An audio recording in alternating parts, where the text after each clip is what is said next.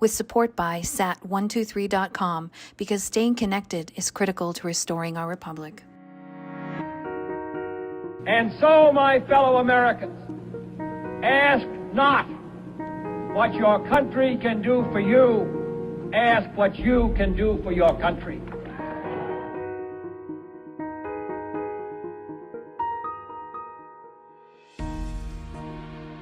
We're in beautiful Dripping Springs, where in just a few short hours, the Take Back Our Borders convoy is going to be assembling here. People by the hundreds are going to gather because the people are really on the move. They are taking back the responsibility of civic duty of governing themselves. But before we can get to that fun and have a great time with all of our friends, speakers like Ted Nugent, Sarah Palin, Lara Logan, Trennis Evans, who represents the J6, and many others, we've got some business down at the Texas State Capitol. That's right, the People's Operation Restoration is going to be delivering a document full of grievances, and it all started with COVID. So join us as we head to the Capitol, and then we return here.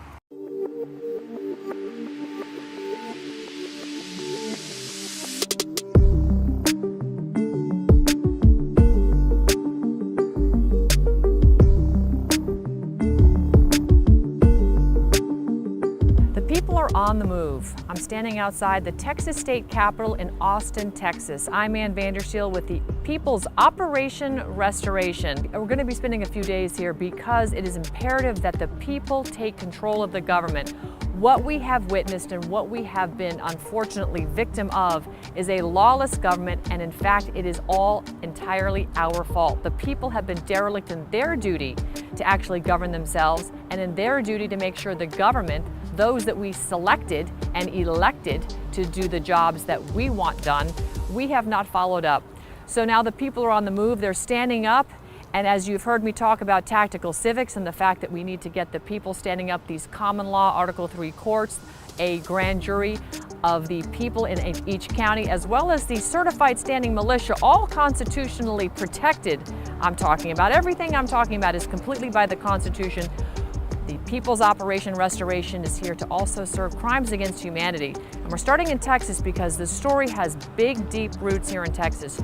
Joining me here on the People's Operation is Maureen Steele. Maureen, this is just a momentous time to be here in Texas and get this kicked off, isn't it? Oh, it sure is. Let's talk about the documents that are going to be served here in Texas and why it's so important that these documents are served, what they represent, because we want to really bring light to the crimes that have been committed against we the people. And it's time we stand up.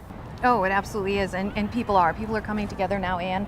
As you know, we have millions of people behind Operation Restoration already. What these documents represent is hideous crimes that have taken place here in the United States through many, many states. The underlying case in all of it is treason and the COVID-19 that spawned all of the horrors that we're witnessing today with the border and J6 and the shot mandates and all of that entailed.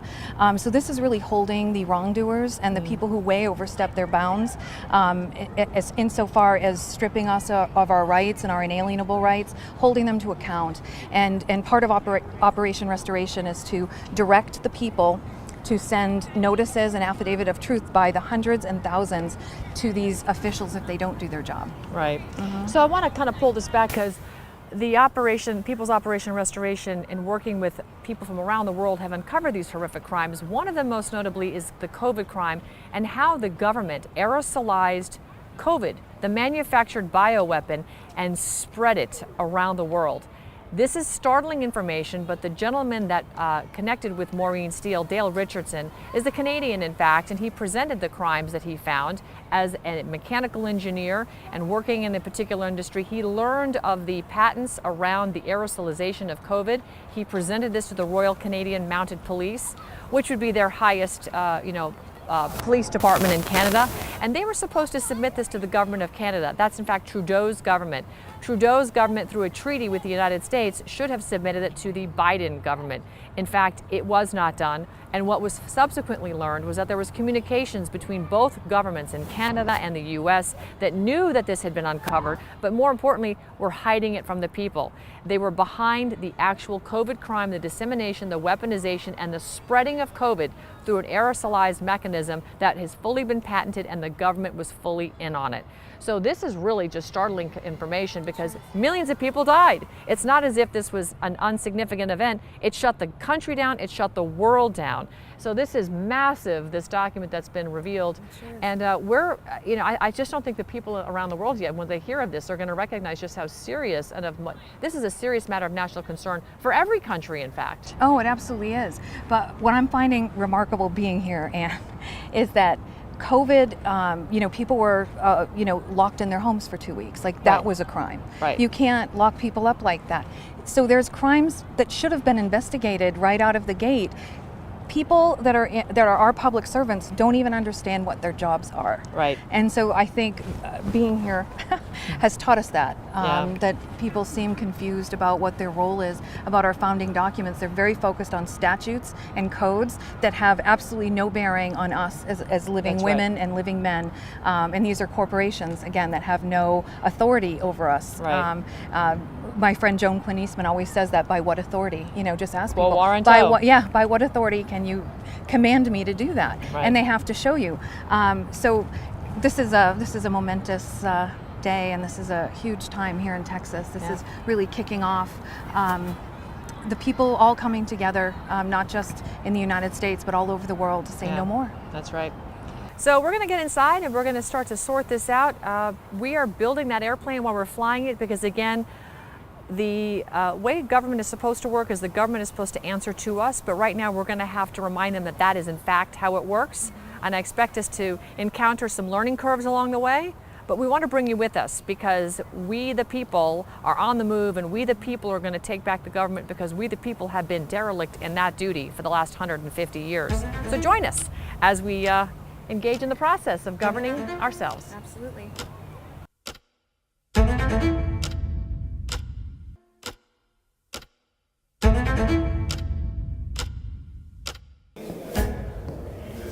Hi there. You went into the chambers? Yes. Okay. And they told us to. Make a phone call. Right here. House of Representatives. So we have to go down to the first floor. To access it.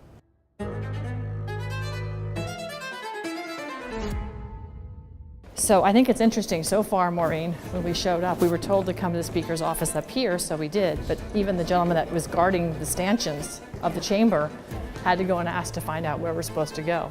So it just goes to show that the people that even work inside the government don't know They don't even know what's going on. don't know what's going on either. They don't know what's going on in their own house. Or what the people house. are doing here. Right. So we're going to show them. As it would turn out, serving the Texas State Legislature with the 5,000-page redress of grievances document would prove to be more difficult than we thought. Okay, so we will have to walk over there. And that's the one that there's an event in right now, correct?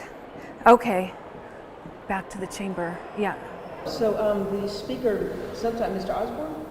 Phelan, no, like the Phelan. House Speaker. Like an episode out of the old Abbott and Costello's routine of who's on first, leaving us running around the Texas State Capitol from one end to the other. Directions on Directions where to on where to find these go. people's bodies. These are our servants, Yeah. and we can't even find them in this building. I know. And they're sending us all over the place. It's They like, don't know there's where we're the supposed to go. Right. We finally secured a meeting with the House Speaker, Representative Dade Phelan's office. Hi, Ryan. This is Maureen Steele. I'm Maureen Steele. We're with the People's Operation Restoration, and we are here to serve some paperwork to Senator Birdwell. Not back yet? Okay. Can we make an appointment?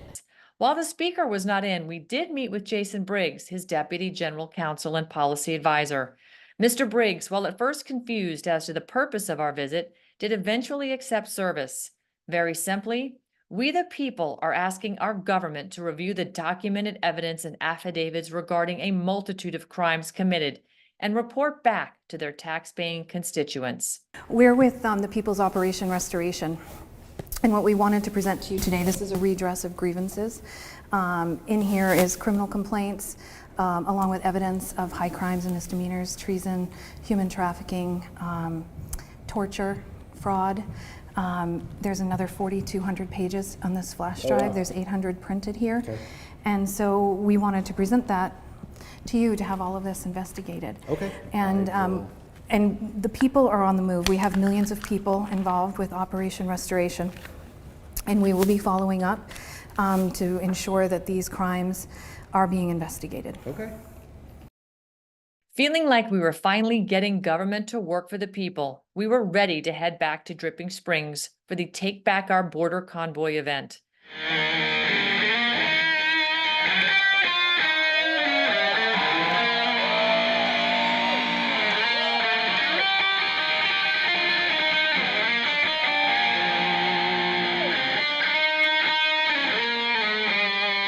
Hundreds of patriots, including Ted Nugent, Lara Logan, Ivan Rakeland, and others would be arriving and speaking to the crowds. I have an instinctual, natural, perfect right to assemble against those who might not adhere to their constitutional oath that I hired based on that oath. I can protest on January 6th without the FBI causing all that violence. There's a lot of combat experience here. There's a lot of very serious veterans here that have done years of war. And some of these people will resonate with what I'm saying. When we were out on infantry missions in Afghanistan, I was there as a war correspondent. We would have somebody always monitoring the walkie-talkies of the Taliban.